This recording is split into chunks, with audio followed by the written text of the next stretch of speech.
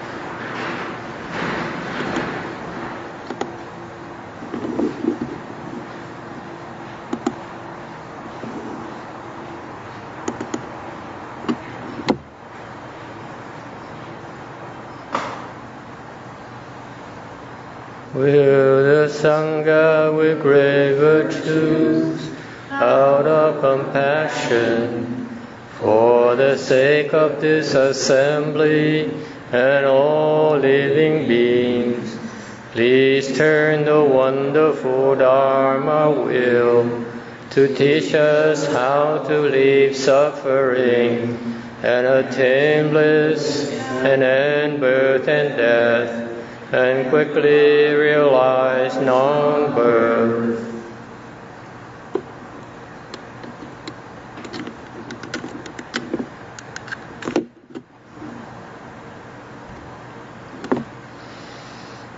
Nam mô Sa Đăng Tô Sư Chế Đô Yệ Ở La Hờ Đi Sam Myo Sam Pu Tô Xế. Nam mô Sa Đăng Tô Sư Chế Đô Yệ Ở La Hờ Đi Sam Myo Sam Pu Tô Xế. Nam mô Sa Đăng Tô Sư Chế Đô Yệ Ở La Hờ Đi Sam Myo Sam Pu Tô Xế. Nam mô Sa Đăng Tô Sư Chế Đô Yệ Ở La Hờ Đi Sam Myo Sam Pu Tô Xế. Nam mô Sa Đăng Tô Sư Chế Đô Yệ Ở La Hờ Đi Sam Myo Sam Pu Tô Xế. Nam mô Sa Đăng Tô Sư Chế Đô Yệ Ở La Hờ Đi Sam Myo Sam Pu Tô Xế. The unsurpassed, deep, profound, subtle, wonderful Dharma in 100,000 million aeons is difficult to encounter. Now that I've come to receive and hold it within my sight and hearing, I vow to fathom the thus come one's true and actual meaning. All Buddhas and Bodhisattvas, Great Master YongHua, all with known advisors, Amitofo.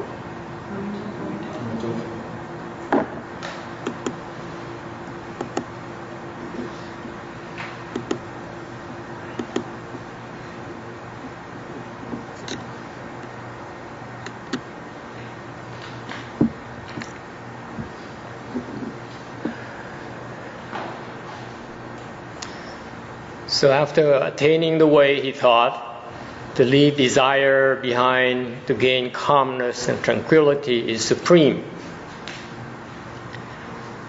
Desire could be explained in terms of the 5 desires. In Buddhism, we have 5 kinds of desires. They are basically fame, food, sex, sleep, and what else?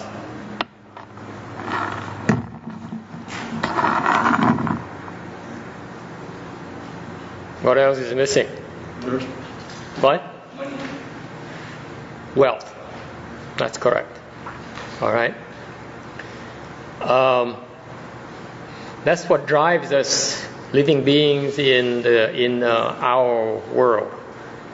Those are desires that make us do things, make us get up in the morning and go to work.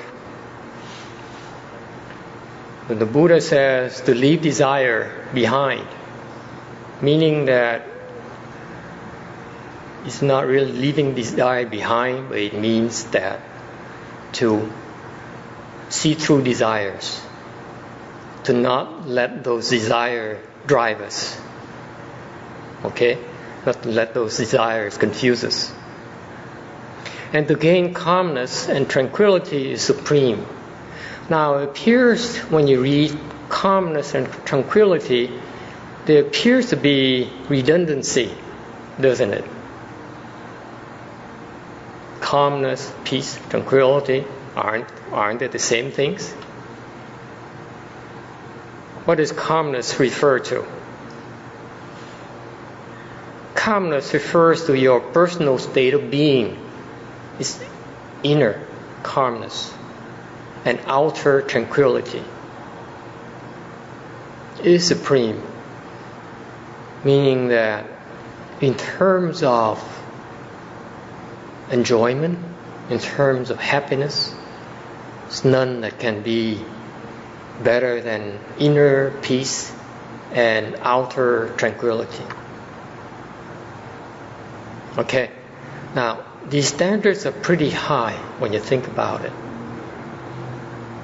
How can you talk about inner peace when you have so many things in your mind? Where do those thoughts come from?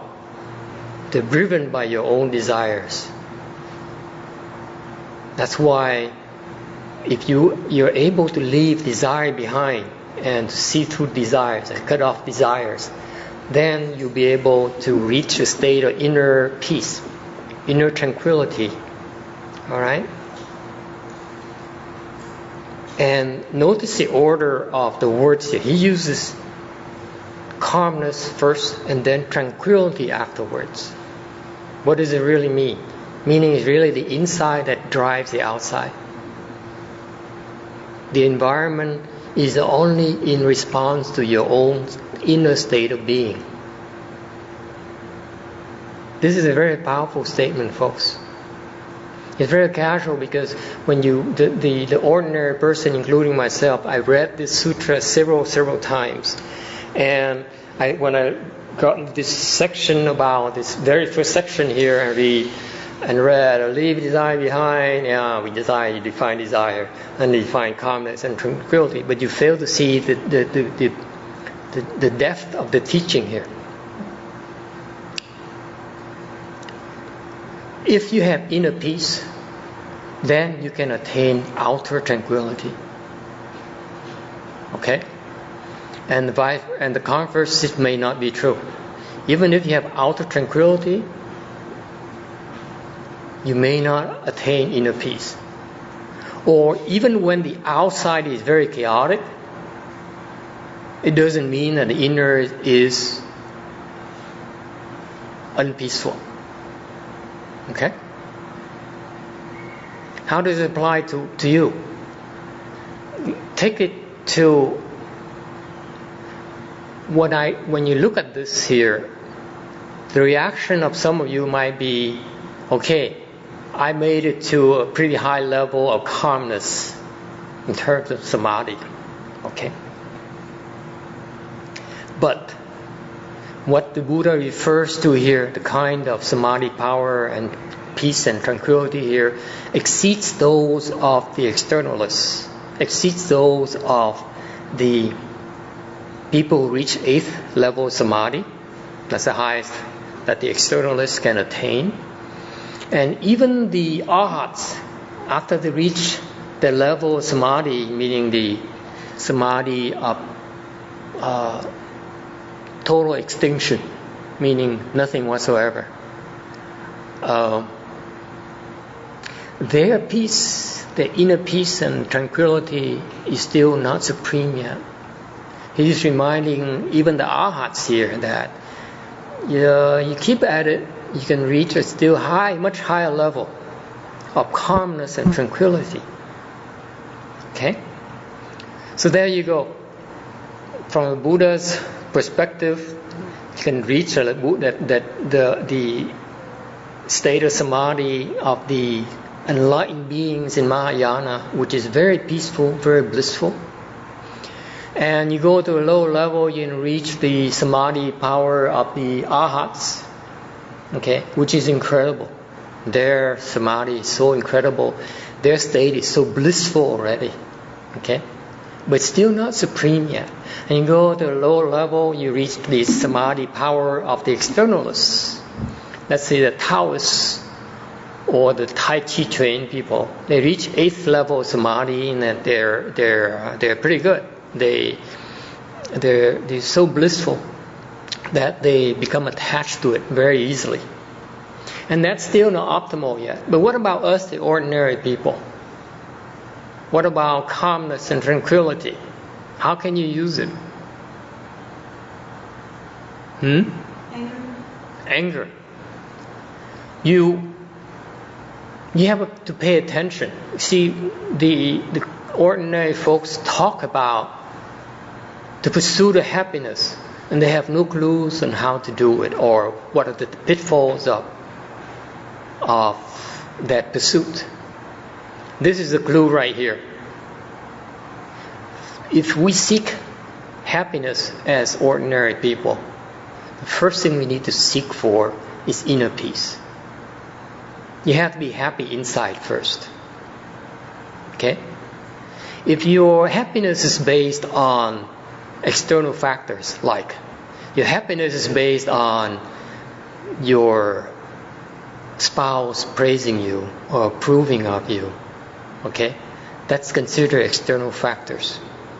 That is not of the highest priority. Your priority in seeking happiness is make sure that you can be happy by yourself. Okay? Without relying on others. Because if you depend on someone else to be happy, what happens to your happiness when a person is gone? When he or she changes her mind about you? Okay? So the happiness of yours is of short duration. Okay? But does that mean that you should neglect the external factors when you seek happiness? Look at them yourself going to work. Can you say, I go to work, I feel good about my work, I ignore about my co-workers, my boss, my secretary? You can't. You make the mistake of ignoring your work environment, you won't be happy at work. The job becomes such a unhappy place for you to be. So pay attention. Alright? He abided in deep meditative concentration. What he means here, this came from Chinese as great samadhi. The Buddha is constantly in samadhi, unlike us. See, we work so hard to be able to reach various levels of samadhis. And then what happens is that our samadhis we enter and exit our samadhis. We can't stay there forever. Okay? For example, even the best of the externalists, let's say the yogi, the guru in an ashram in India, the kung fu is incredible. They have the samadhi power is pretty high. So are the spiritual powers. And the best they can do, they can enter samadhi and stay there for 80,000 great kalpas. That's a lot of years. Okay? It's a lot of years, a lot longer than you care to count.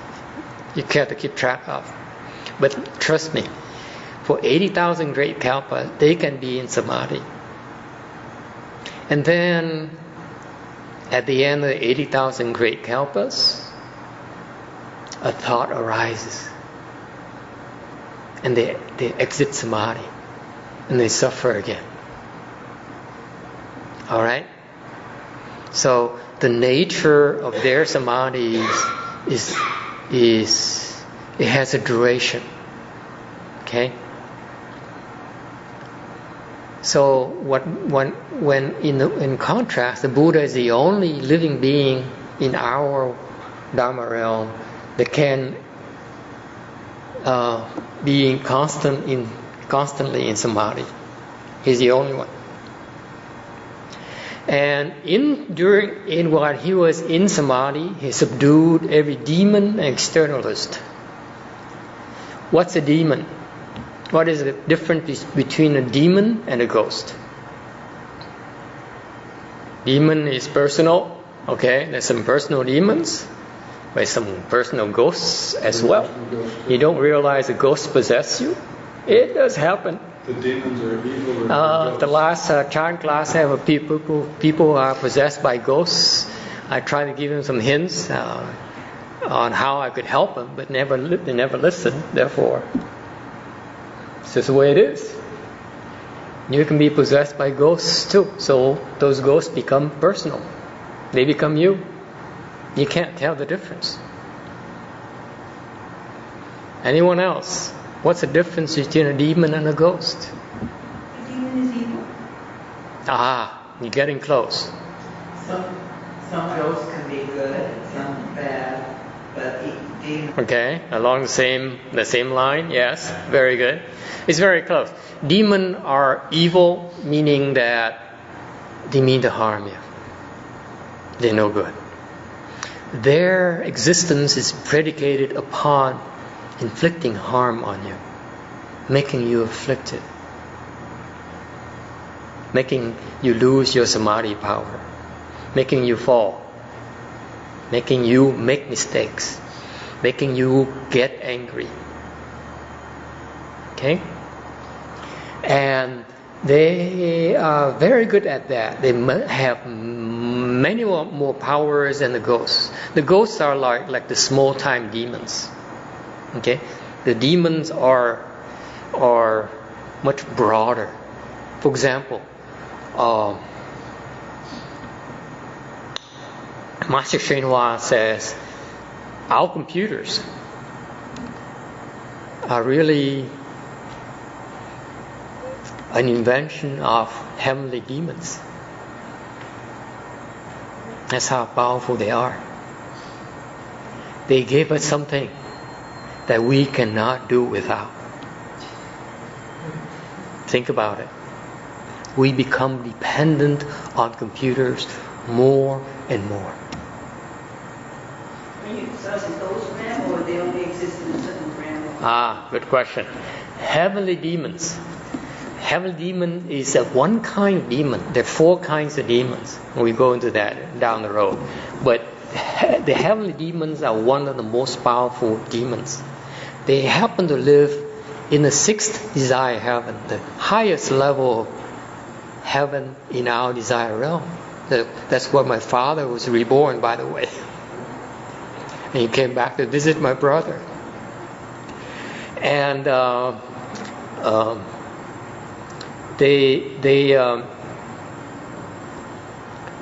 what they thrive on doing is get us confused and without us knowing it. Okay? For example, computer is something that you can be so beneficial to us, at the same time can be so harmful to us as well. If you allow yourself, how do you avoid the dangers of how can you escape the demon's trap? Make sure you don't depend on it. Use it, but do not be attached to it. So, for example, if you have a computer, use it, but don't make it so that your existence totally is relying on computers. Okay? It's a fact of life. We live in a world of mutual interdependency. The ghosts, the demons cannot really survive without us. They need us to as their targets, as the purpose in life is to give us a lot of afflictions. Without living beings, ghosts and demons wouldn't exist. There's no reason to exist. Okay? So, since we're here, they come and bother us and try to confuse us and give us things that make us confused. Recognize them as they are. It's nothing to worry about. Alright? Externalists. Again, externalists are, in general, the non-Buddhist practitioners. At the Buddha's time, there were, in India, the Hinduists, the Brahmins, who are non-Buddhists. Externalists, by definition, are the people who practice a Dharma that is not, whose basis is outside of the mind. All right? It will be clearer over time. They missed it. They got it all wrong. They don't even know it. But that's all right. In time, they'll understand. That's what happens. Later on in a lecture, the Buddha went on and after he attained the way, okay, he was in samadhi and he subdued. To subdue is really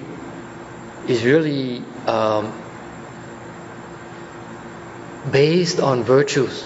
You don't subdue people by brute force. Okay? Yes, the demons realize that, and the externalists realize that they cannot win over the Buddha. But that doesn't mean they have to respect him or listen to his advices. Okay?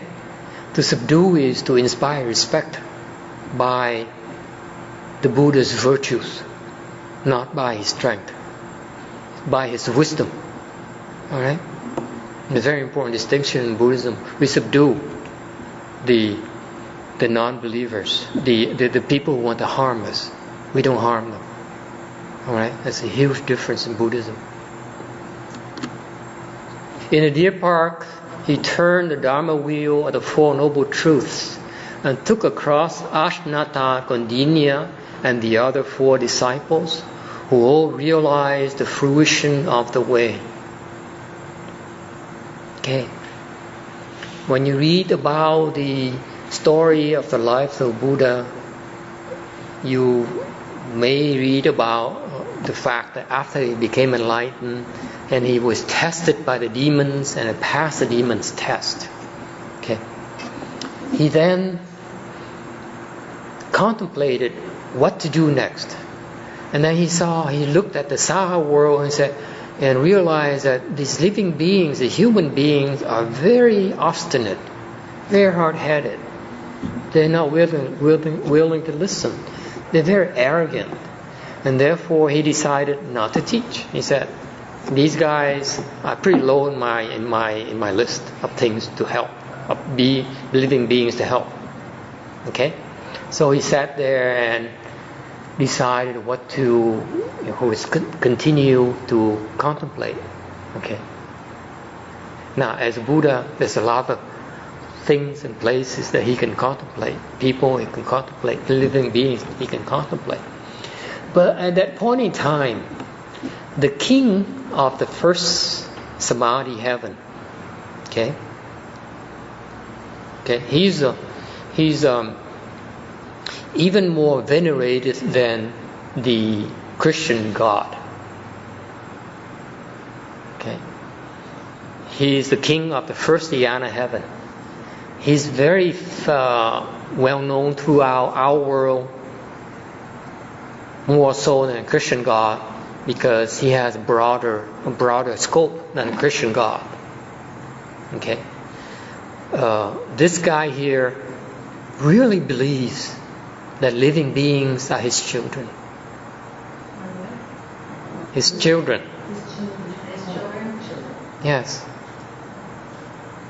And that's why he's very kind to all living beings, even more kind than a Christian God. Christian God says, love me, respect me, then I will reward you. Right? There's a quid pro quo here.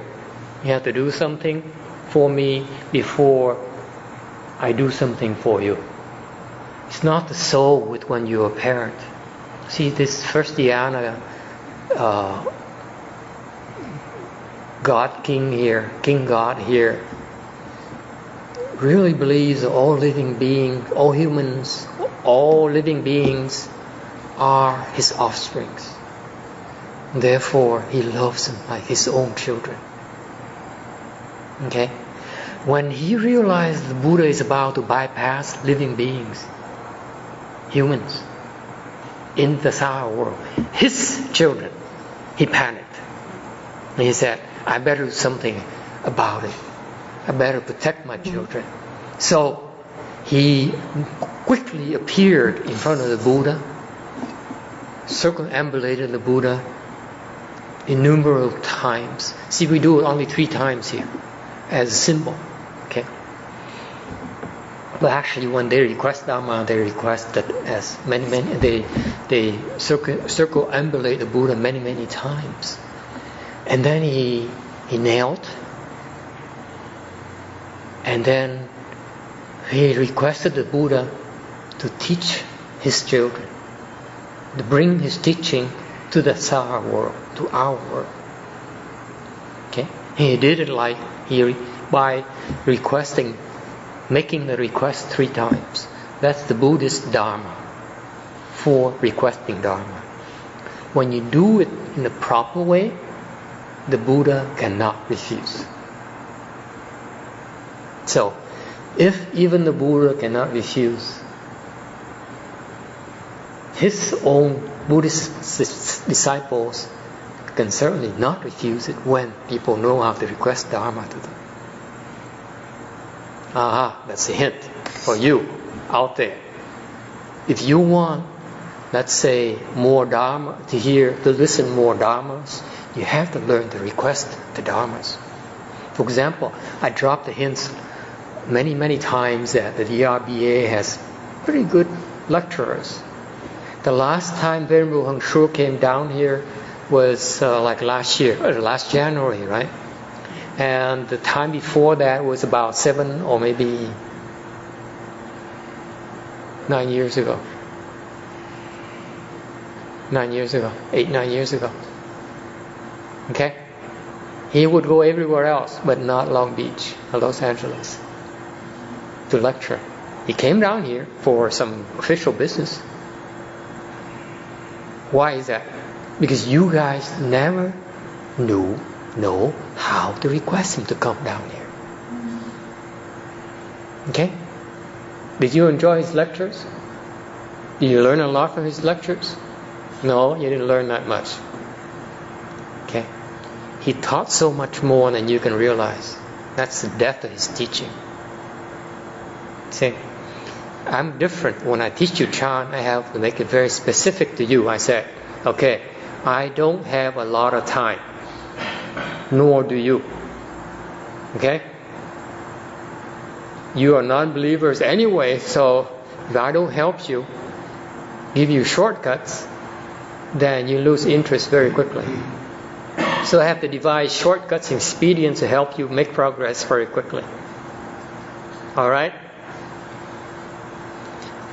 But Venerable YongHua, just like when I lecture here, he has to teach people of a whole spectrum of levels, and therefore the teaching has to be very deep as well. Okay? So trust me.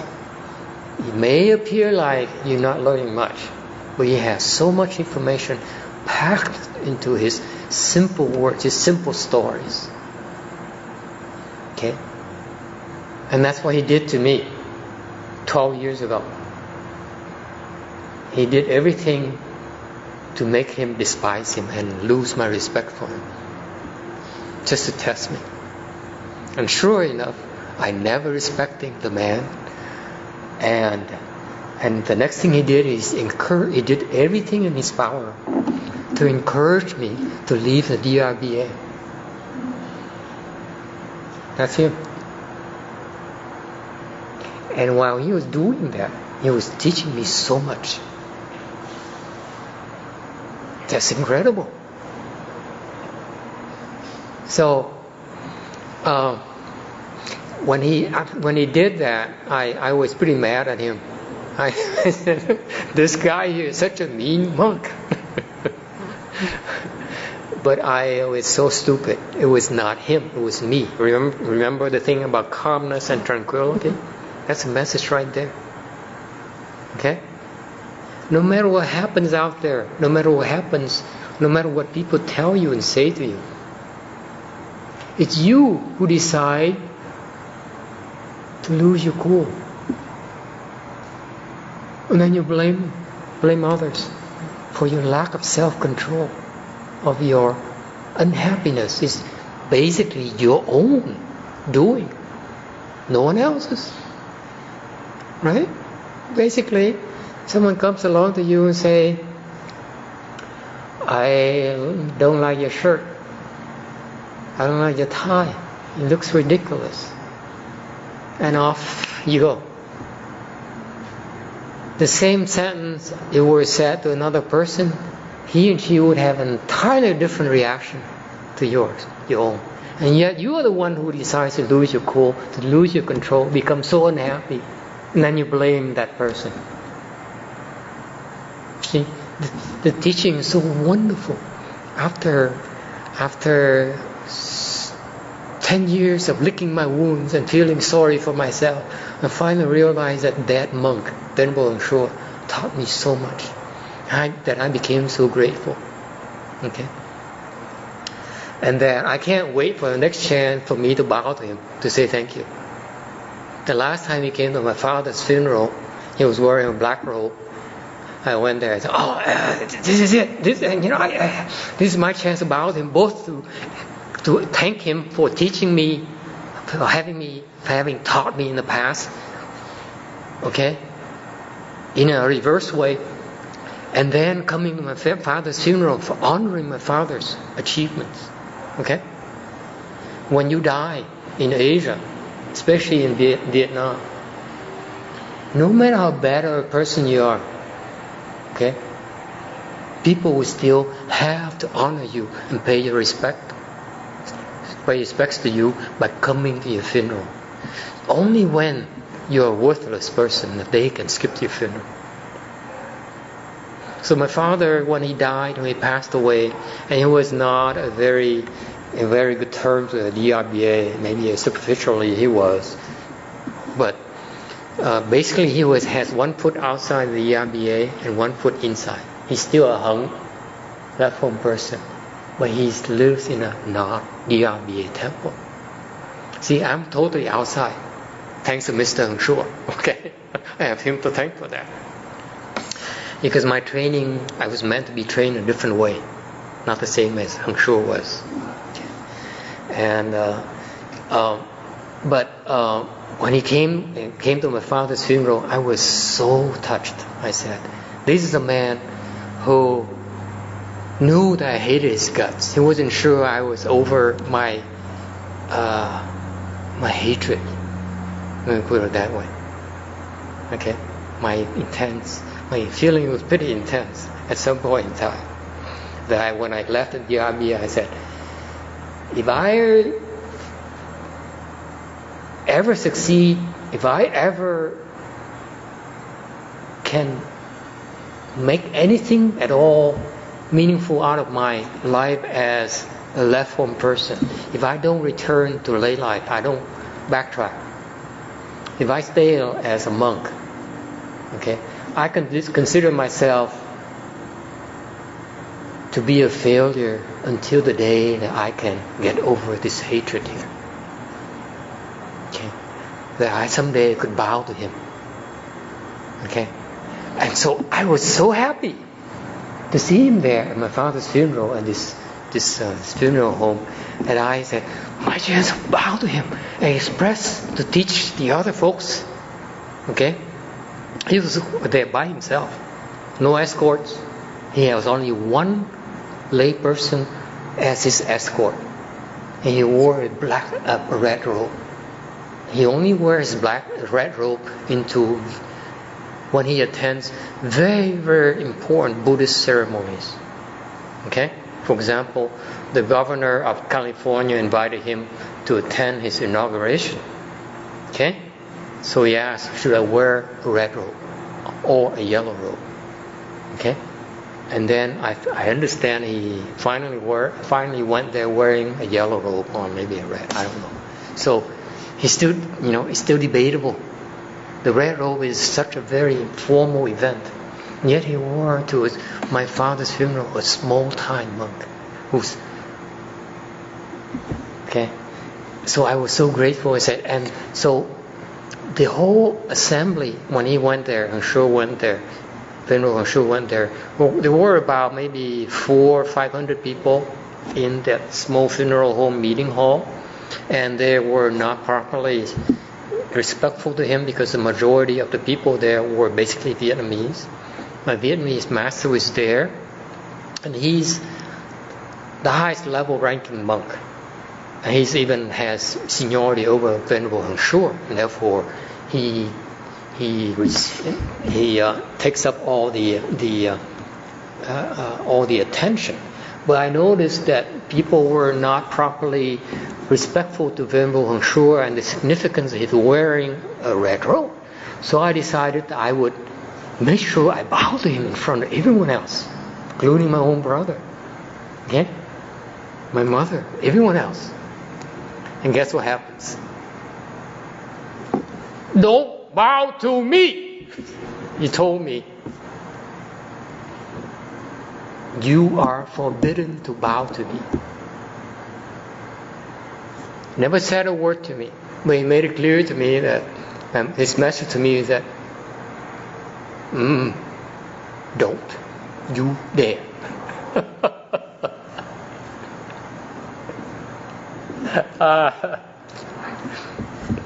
So, anyway, I don't know why I got to that, but basically, Why didn't he want you to bow to him? huh? Why didn't he want you to bow to him? Because you felt so. Because I'm not sure. I have to ask him next time. I think I know why, but I can't explain it to you. Maybe sometime down the road I will. He has very good reasons why he wouldn't let me bow to him, and the fact that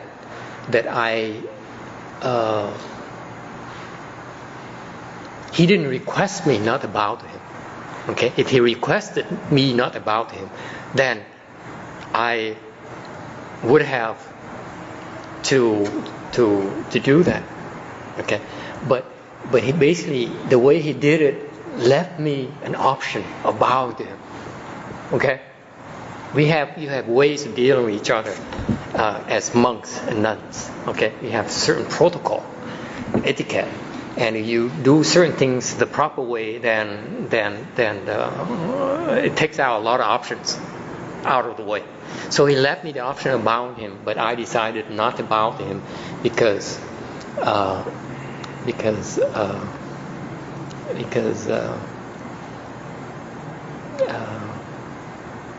it was better for him. I decided. So anyway, I could bow to him the next time around. So maybe I bow to him in private. All right. Any questions so far? Deer Park. Deer Park is a very, very famous locale in the Hindu circle of cultivators back then. This is a place where a lot of externalists gather together to practice the Kung Fu. You go there and you see the who's who of the externalists. All right, and this is where his 5 attendants. Remember his five uncles chased after him upon his father's orders, the king's order to bring the Buddha back. And since they couldn't convince him since they couldn't talk him to come back with them, they followed him to practice with him, waiting for a chance. And then when they saw that they couldn't take it, or they saw that they need to part the ways, they left the Buddha and went to the Deer Park and continued the cultivation. All right, because they have no place to go. They can't go back to the kingdom because they still don't have the Buddha with them. All right, and they don't believe in the path that the Buddha took. So the best place for them is the Deer Park. So the Buddha, after the first Dhyana God King requests the Dharma, and did it the proper way, the Buddha agreed. He had to say, okay, I'm going to try to bring my Dharma to teach human beings, your children. Okay? And so when he decided to do that, he has to contemplate who to cross over first. Okay? So that he contemplated, he saw that his 5 ex-attendants conditions were ripe to be crossed over. Okay? That's why he went to the deer park and then turn the Dharma wheel. To turn a Dharma wheel is a Buddhist phrase. That means teach the Buddha Dharma. Okay? Why the reference to the Dharma wheel? What does the Dharma wheel mean? Anyone can explain to me? Dharma wheel has two major connotations that you ask any teacher, they will tell you, any Buddhist who is knowledgeable about Buddhism will tell you that Dharma wheel has 2 connotations. Okay? To teach and to subdue. Okay? To teach. Because the Dharma wheel, the principles are like a wheel, one after another. Okay? And to subdue is the wheel can crush over anything, can roll over anything in its way. Okay? No matter what kind of obstacle you have, I show you a wheel big enough that it can roll over it and crush it. Okay? So it has a subduing connotation. And that's because it goes back to the very first time he turns the Dharma wheel, the Buddha turns the Dharma wheel, is to cross over his 5 externalists. Alright? So he's subduing these 5 ex-attendants by teaching them. Alright? But actually, it also has, if you ask me, Dharma wheel also has a few more meanings. Look at the structure of the wheel. Okay? The wheel has spokes inside and it has a round thing outside. Okay? So that represent it's structured. It's structured so that you have a basis, a foundation, the spokes, and then the external things that works. Right? So that symbolizes that when the Buddha turns the Dharma wheel, actually it teaches us about the principles as well as the specifics. And that's the Buddha Dharma. A very important distinction here. Because if you study Buddhism at the universities, okay, they grant you a degree based on your understanding of the principles. Right? That is hardly Buddhism at all, as far as we are concerned, because that is only a portion of it. Buddhism, Mahayana, is also about the actual putting the principles into the practice. Okay? That makes a wheel useful. To talk about principles and not being able to apply them in practice, your knowledge falls short. It's not complete. All right. So another meaning about the wheel is that the circle is a so-called a perfect shape in human knowledge. Okay? The sutras that the Buddha teach are really perfect. They're beautiful from beginning to end. Okay? It's perfect. Really. It's perfect for your needs and my needs. Number 3 is that unlike the Theravadan believers, it's more the Hinayana practitioners, they believe only one Buddha, Shakyamuni Buddha, in this world. Actually, there are many Buddhas in many, many worlds. Each Buddha is turning a Dharma wheel throughout the Dharma realm. So it's a network of Buddhas who are turning a Dharma wheels throughout the Dharma realms. Okay? Look up in the skies. There's so much more out there you can't see. And you can only imagine. Okay? The Sara world, our world, is Shakyamuni Buddha's world. His Buddha land is basically the Milky Way. One galaxy. There's so many more galaxies. Okay? Out there. So, it's a network of Buddhas and Bodhisattvas who are turning the Dharma wheel throughout the Dharma realm. I bring it to your attention because I want your mind to open up, not be so limited to your own sense organs. There's so much more out there. Alright. Of the Four Noble Truths. The Four Noble Truths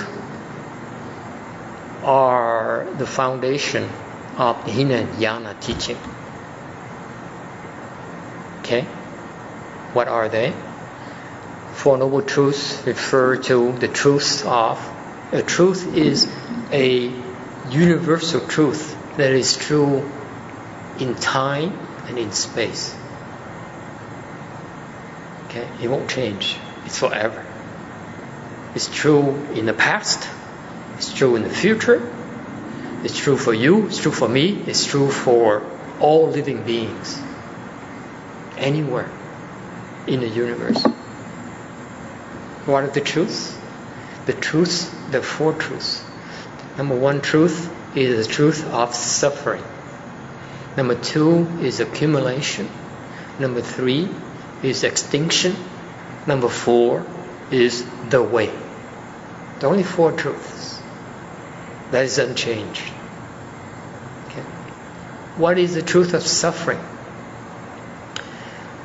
The truth of suffering is that, hey, how do I guess?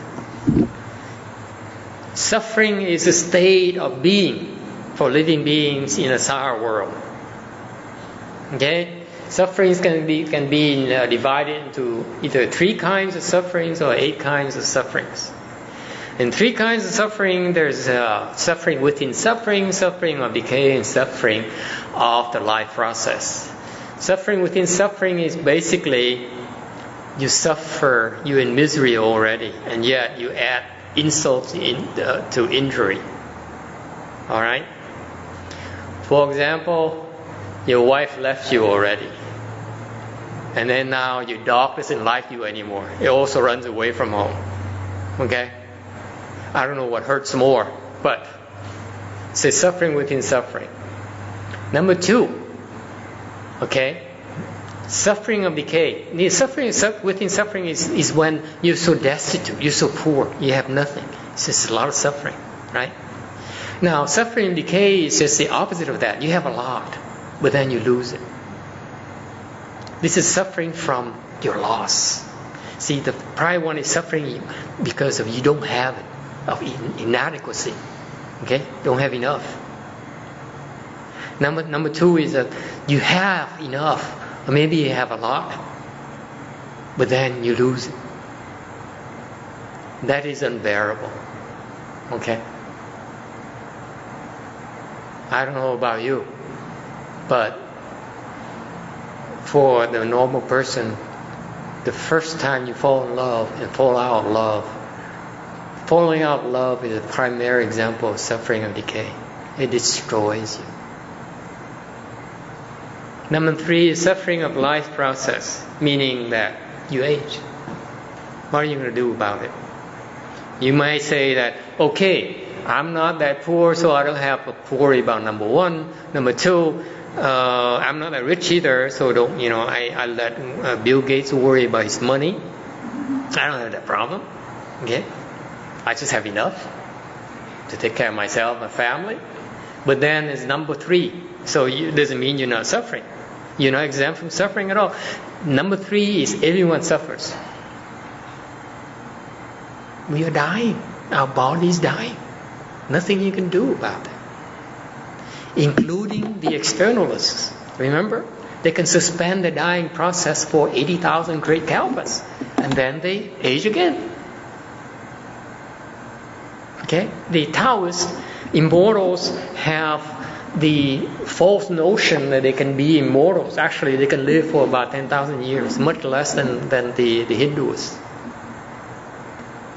But it's a big deal for them. But they eventually will die, because eventually, see, these guys practice certain kung fu that allows them to suspend the aging process. Suspend it, not end it. Okay, so anyway, they all have to suffer the life process, the aging process, the dying process. Or you can talk about the 8 kinds of sufferings. First 4 sufferings are birth, aging, sickness, and death, normally. Okay? You can't escape that. Number 5 is the suffering from being apart of the one you love. It's about your attachment, especially love. Okay? Tearing apart from a loved one is a very unpleasant experience. Or you can talk about the people at work. Have to work near the people that you really detest. That's terrible. I don't know about you. When I was working, I always find myself sitting next to a guy who hates my guts. Everywhere I went. So I got to the point, okay, so I don't have to worry about it. Let me raise to the executive ranks.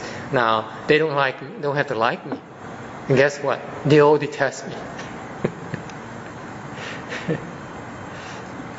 Anyway, so it's not pleasant to go to work in that kind of environment. Let me tell you, it's hell for the employees. Think about it. If they're unhappy, do you think even as an executive or an owner, can be happy showing up in that kind of place? Think again. So you see, all these are simple things that people don't realize. See, the owner, business owners, they say, okay, I'm the owner, I do as I please. Not so. If you do it wrong, the business can turn out to be the most unhappy place for you. Anyway, number 7, not to get what you want. Oh, yeah. That's the worst one, I think. And number 8 is something is the worst of them all. The skanda blaze. You know what that is? What's the skanda? Skanda is the 5 skandhas of the things that your mind makes up to ruin your life. Close. Skandhas are Sanskrit for heap. Yes, piling up. It piles. And this is a very nice introduction to the next second truth about accumulation. You see accumulation? Piling up. Okay? The heaps are basically 5 things. The skandhas are 5 skandhas that define you and me. Define the self. This is what the psychologists or the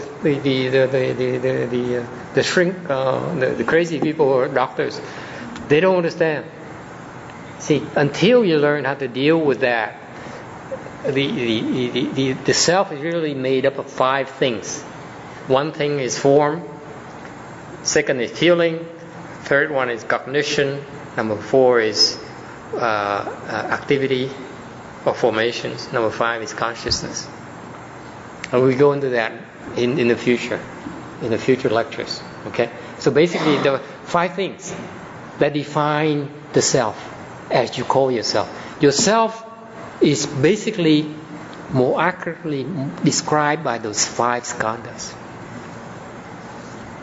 Okay? Form, meaning your body. Okay? Form. That's what you are. You have a body. Feelings. Feelings inside.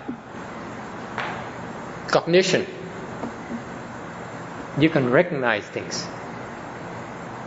Okay? You in touch with the exterior, the external, the environment. Okay? Number 4 is formation. You see, those 5 skandhas are one of the toughest ones to explain. I was confused for, I kid you not, several years, because I read books after books after books. Okay? And one thing is very confusing is the activity or the formation. Okay? Basically what it is your endless chain of thoughts. That's what it is. Can you stop it? No. No. See, that's us. That's the nature of our mind. Our self has an unending chain of thoughts. Okay. Number 5 is consciousness. The ability to differentiate. Okay.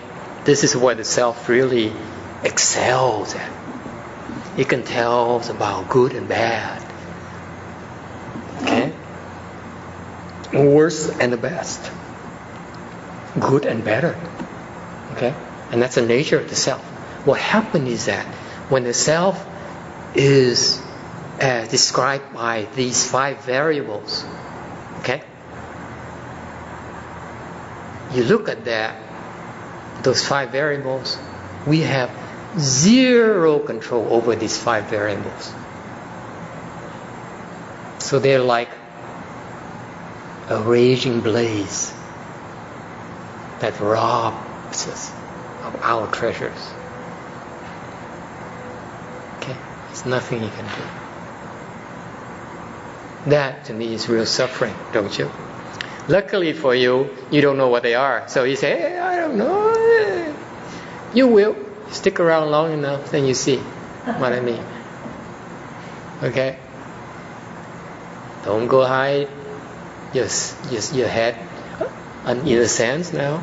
Stick around, you see what I mean. Because the more you understand about these 5 skandhas, the more fascinating Mahayana is. Let me tell you. It's so much fun, so fascinating. So you might say, if they are so much suffering, they are so undesirable, I don't want to know about them. If you don't want to know about them, you never end your suffering. You don't know what hits you, what is bad for you. You can't fix the problem. Can you?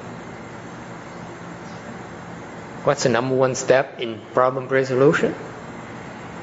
Very first thing you need to do, you go to management school, you go to technical school, you go to science school, you go to engineering school, you go to philosophy classes. What's the first thing you do to fix a problem?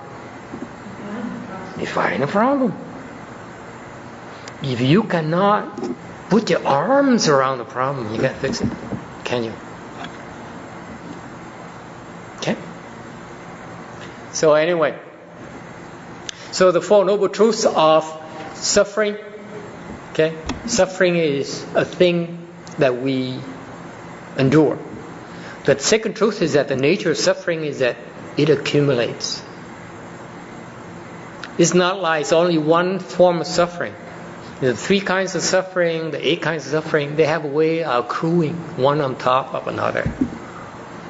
And number 3 is that, don't panic. I know I've been telling you that doomsday and life can be so unpleasant and so much suffering. But there's a way to end your suffering. I found a way to end your suffering. It's called the path. So those are the 4 truths that the Buddha taught. Okay?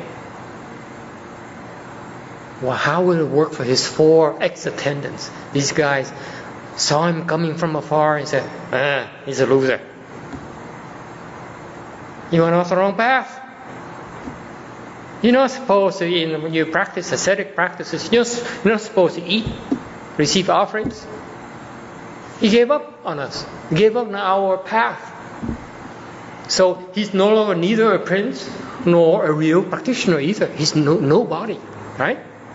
They lost their respect for him. So they said, what should we do about this guy here? He's our nephew and so on, yeah. But as the closer the Buddha came to them, all of a sudden, all the doubts disappeared. The Buddha has what is called an awesome deportment, that his nature, his being inspires respect. All right. So that's what happens. These guys here, they may think they're great. They may think their samadhi power is pretty high. They have spiritual powers. They're pretty good. You can practice 6 years up the mountain. We have nothing at all, but your own Dharma, you can develop a lot of spiritual powers very quickly. And it turns out that all those spiritual powers, all the samadhi power they have, are not sufficient to give them relief. Case in point. If I can only imagine the Buddha coming over there and say, "Hi boys, hi uncles." Okay. Greetings from Mahayana. I bring to you a message that says, I can end your suffering. Okay? And those 5 uncles said, "Suffering? Suffering? We don't have any suffering. I don't need your help to end our suffering." Buddha would say, "What do you mean you don't have any suffering? What about the way you feel towards me? Isn't that suffering? You're torn between your feelings towards me as a nephew, as a crown prince. Okay? All those things that are creating so much internal conflict in you. Isn't that suffering?" I said, See? So the Buddha then started to explain to them the 4 Noble Truths. And as during the process explaining that Hinayana Dharma, Venerable Ashnata Kondinya was the first to reach first stage Arhat. Okay? Now, when he says, even in Hinayana, the first stage Arhat is considered sagehood. Okay? And we go into the first stage Arhatship later on in section 1. But basically, it's still considered taking over or crossing over someone, meaning you help that person reach first stage Arhatship. Okay? That's why I mean took across. Ashnata Kondinya, which means first to awaken to. He's the very first of the Buddha's disciples who became a sage. And then he was also the first one to reach Arhatship as well, 4th stage Arhatship as well. Okay? So that's what he means by took across Ashnata Kondinya and the other 4 disciples who realized the fruition of the way. So by the time the Buddha turned the Dharma wheel to 4 Noble Truths, okay, when he first started, he started to talk about the suffering and the guest dust. Ashnata Kondinya became an Arhat. And then by the time he explained the Four Noble Truths, in all of the Four Noble Truths, all the 5 disciples became 4th-stage arhats. Yes. Do they realize arhats themselves? When you talk about realization, the fruition of the way, meaning that they reach that fruition, that wisdom, that the particular word refers to, meaning they obtain the wisdom of an arhat and the samadhi power of an arhat. It's just like you get on the elevator and you press button, arhat, 4th-stage arhat button, and you get off. And you get that level. Does that answer your question? You just get up there. Say it again. I couldn't hear you. Go ahead. Realization. No, it's not like something the Buddha gives him. It's a state of being. Just like when I certified to you, some of you as having reached 3rd samadhi, 3rd dhyana. That means that you have the concentration power of a 3rd samadhi god or goddess. Okay? Your concentration level is at that certain level already. That's it. You yourself are there. You can reach that level. It's not me, it's you. Okay? So they work at it themselves to attain to that level. Sounds like the Buddha enabled them to reach that level. Yeah, he taught them how to get there. Basically by speaking Dharma to them. See, these folks are much more blessed than you and me. Because, see, that's a good question right there. Because the Buddha, as soon as he's finished explaining the Four Noble Truths to his 5 disciples, guess what happens to them? They became arhats. It didn't happen to me. It's really a function of your blessing level. Okay? Given your blessings level, that's why the Buddha is different than let's say a lower level person, because the Buddha looks at a person and says, which Dharma can I teach this person to help him or her get enlightened quickly? Okay? That's the difference. He taught his 5 disciples, his 5 uncles, and they all became arhats as soon as he finished his sermon. I give you an example. Last week, the first week I saw this person here that I've been trying to teach to get to the next level, and he would not listen.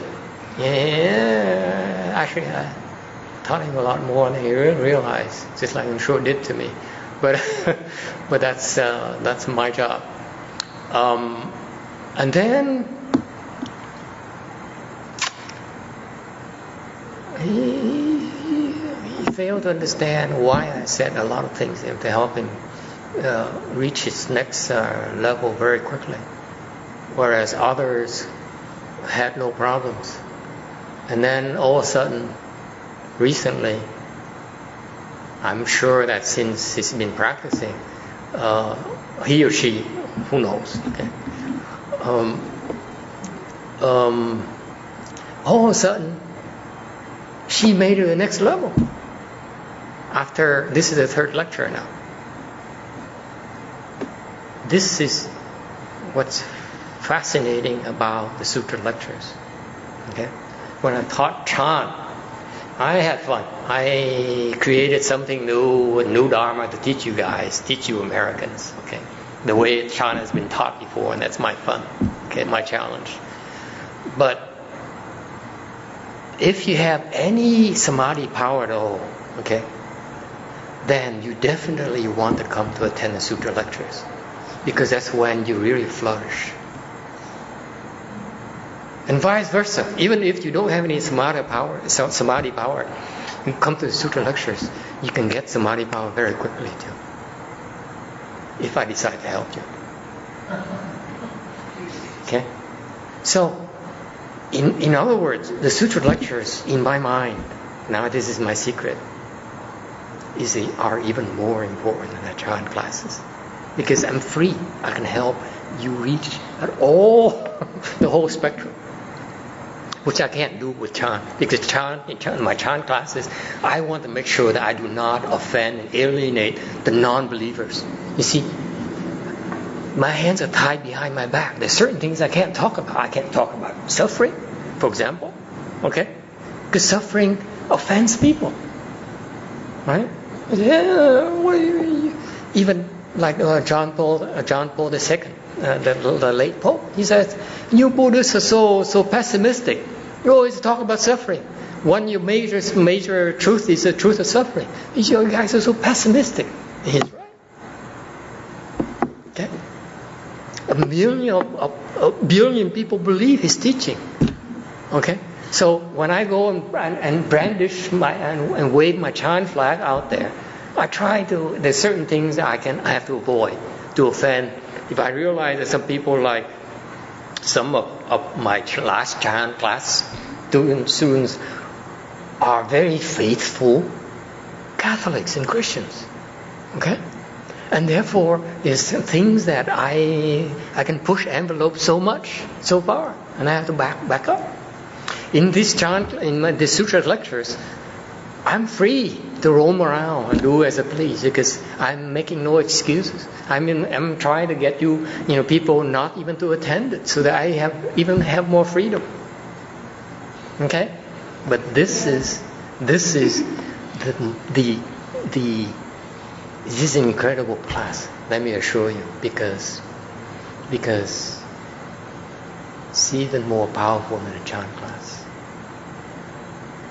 So if you decide to come here and take it easy and relax, then you're certainly welcome to do that. You come here and with a mindset of working hard and seeking knowledge, increasing your wisdom and making progress, you will. All right? Any other questions? Anyone cares to talk about the Four Noble Truths? Shall we go into that? It's pretty important Dharma, you wish. You don't have to do that. I'm free to do as I please, remember? Go as deep as you wish. The thing you have to realize is that the Sutra lectures are important because I'm really documenting. We're recording a lot of teachings that I did not receive when I did my research in Buddhism. I never knew these things. Okay? And in the future, these lectures will also be translated into Chinese and Vietnamese and what have you. So my challenge then is to, first of all, add to the knowledge base of Mahayana, okay, of Buddhism in English. That means adding to the academian's knowledge, adding to the Dharma books, adding to the Rinpoche's explanations of the Mahayana. Okay? Otherwise, why waste your time? I would feel bad to make you come here and waste your gas and time, your efforts into, if you can get it somewhere else. Okay? And number two is that when in the future, when they are translated back into Chinese and so on, I'm adding to that as well, because a lot of Chinese teachers do not have what we have. Okay? So anyway, that's why it's important that you don't realize how the kind of great service you're doing.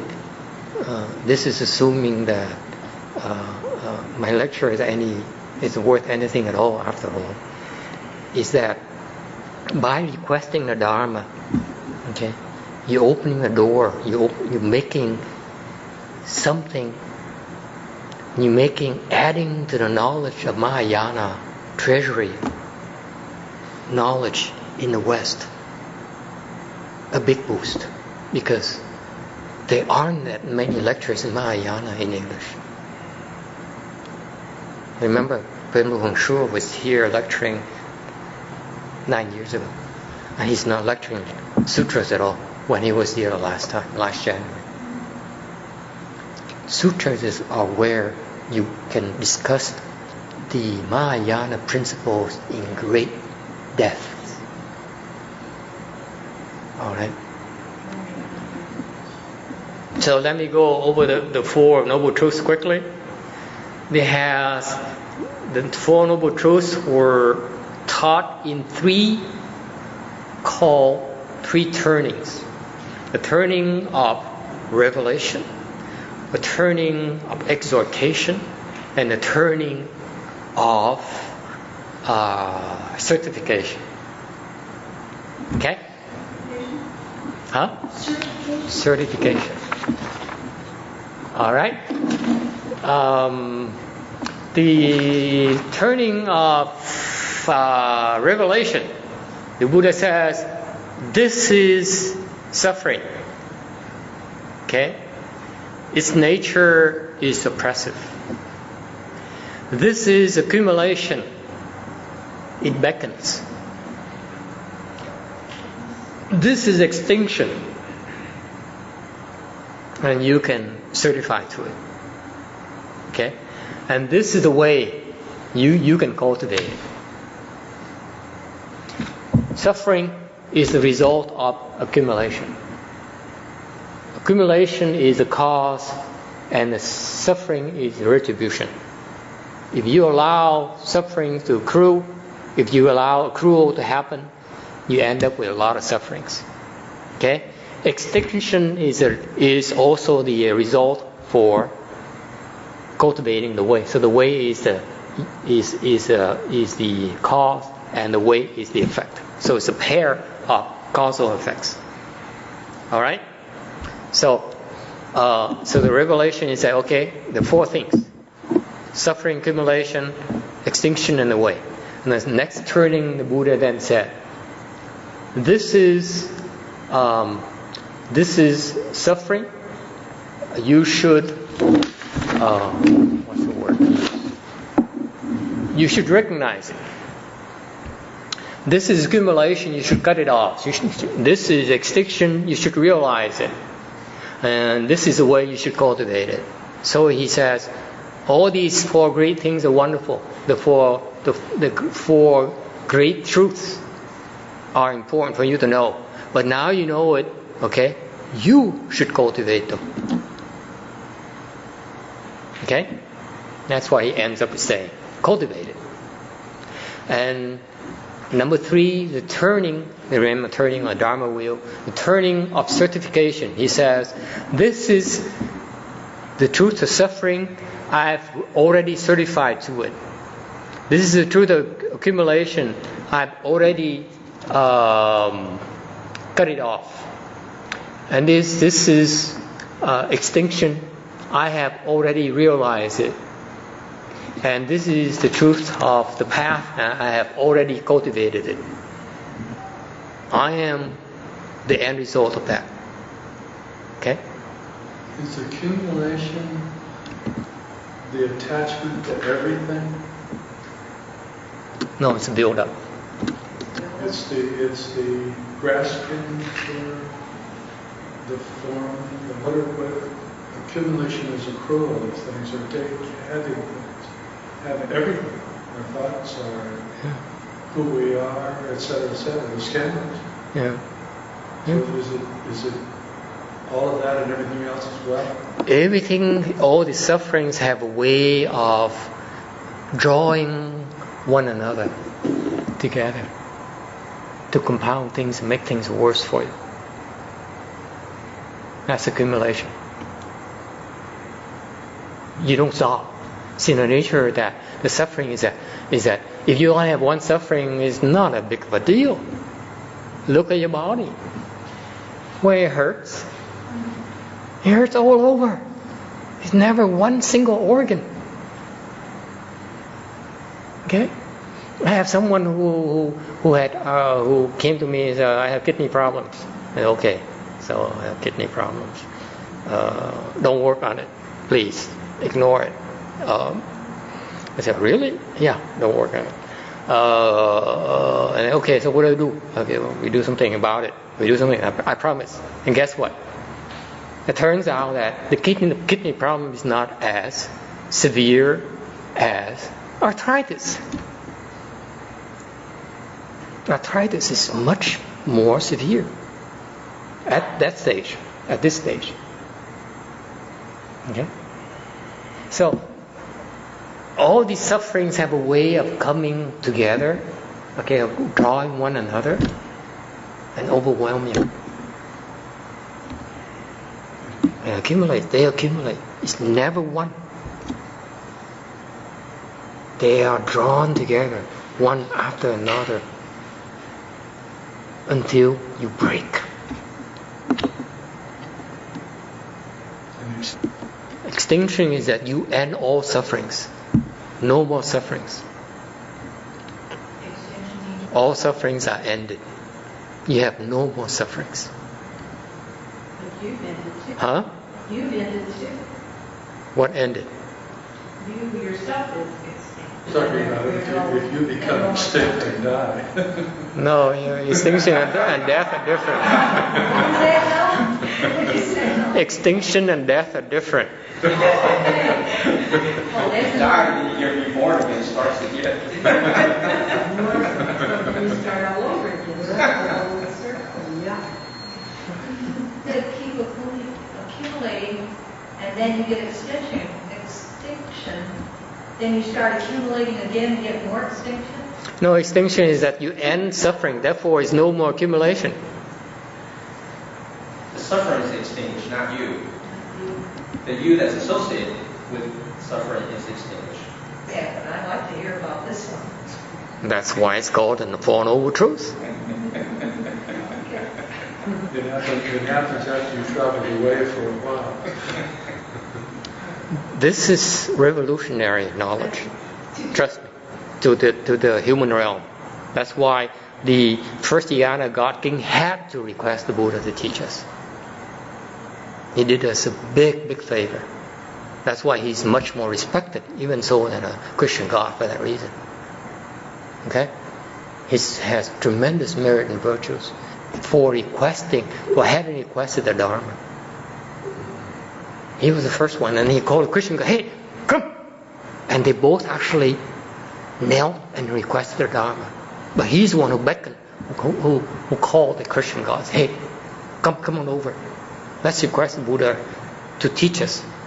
That's why he has incredible merit and virtues. That act alone makes me grateful to him, because I wouldn't be able to practice Mahayana if he didn't request it a few thousand years ago. That simple act of requesting Dharma is that important. Okay? See, you're learning all these wonderful Dharmas. That by doing that, you create so much merit and virtue. That's what enables you to make progress. How do you think you can reach up to, let's say, push an elevator button for Arhat button? Because you have a lot of blessings. How? By creating it. I have to help you. All the things here we teach you here cannot be simplified. In Chan, I simplify everything as long as I can get you to make progress. Right? I strip it down, Mahayana down to only the level so that I can please the non-Buddhist believers. But here, this is as stripped down as I can get. Now you know why. We request the Dharma, we do all these things for, every single thing is for a reason. Alright?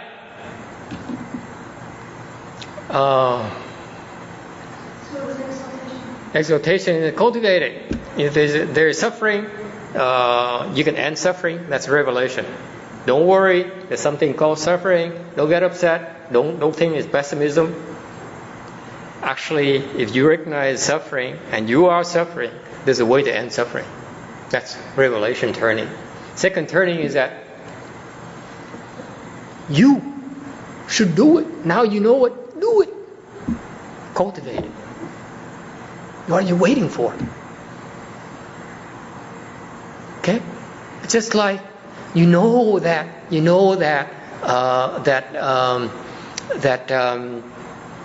a certain restaurant has the greatest food. What's the point in knowing that unless you go there and taste it? Right? It's no fun in knowing. That fun of knowing is only half. Right? You have to go experience it. That's the exaltation turning. This is so important. The Buddha is very clever. He says, okay, I show you some new truth. Okay? Something very wonderful. But you got to work for it. I'm teaching you a way to work for it. Okay? And he concluded by saying, okay, since you commit to work for it, look at me. I am the end result of that. See, you guys dropped out on me, gave up on me.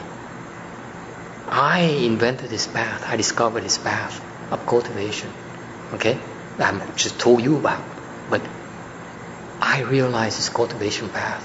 I succeeded. I want to teach you. Okay? If you work hard, you can get at the same place as I am. That's called certification. You work hard, I certify you will get there. You too can be liberated. You too can end your sufferings. Alright? Show's over. I promise I will try to speed it up. Are you learning anything at all? Is it fast enough? Slow enough? I think it's wonderful. You're so easy to please. Buddha said he's going to return. That's only a one-time deal. Come here. Is the Buddha going to come back? No. He's gone as Shakyamuni Buddha is gone. Next Buddha is going to be Maitreya. But gone, I mean, does he still exist in the star power world somewhere in the galaxy? Or Of course. He goes on and teaches the next place. What happened is that he came here to teach whoever needs to be taught, and he helped them become enlightened very quickly. Okay? He taught a bunch of bodhisattvas first, which is beyond our realm. Okay? And then he taught the arhats and the humans and the gods. And then after he's done, he went on. He moved on. Okay? It's not like he died or he retired. He just moved on. So it's the same thing. Venerable YongHua came here to teach his disciples. And got to the point where they became clingy, dependent on him. You know, when he was there, they would not make a single decision without consulting with him. Shivu, we need to get more lights here in the Buddha Hall. What do you think? Well, what do you think, Shivu? Even every single thing that's a complaint. I wasn't there, but that's what I was told. That they are so dependent on him that Venerable YongHua at some point in time said, "Oh, now time for you to grow up, learn to make decisions on your own." That's how you learn. You can't be overprotective as parents. Same thing with the Buddha. He moved on so that we have the chance to practice. Where did he go? When you say he moved on? How would I know? I'm not Buddha. I know it's a trick question, but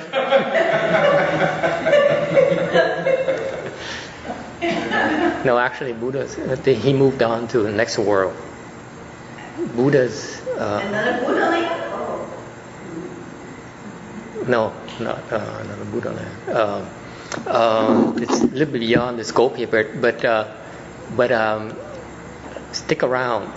That's what the wonderful thing about the nature of the Buddhas. You learn more when you go into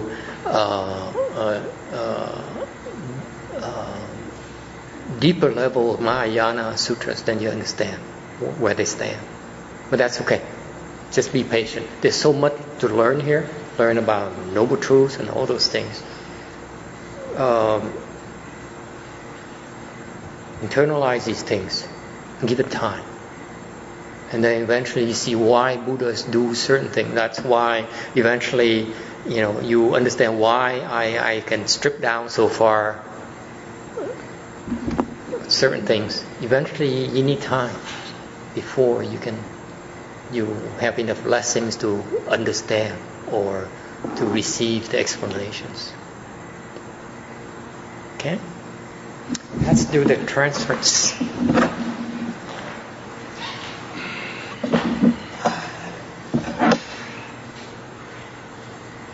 F5. So you go full screen. There you go. Oh, that's nice. May these merits and virtues adorn the Buddha's spirit land, repaying the 4 kinds of kindness above, aiding the threefold paths below. May those who see and hear all bring forth the Bodhi heart.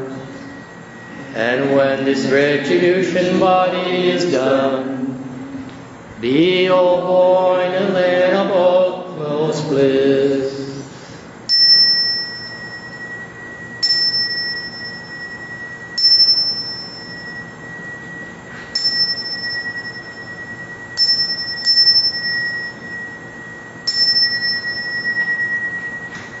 Thank you.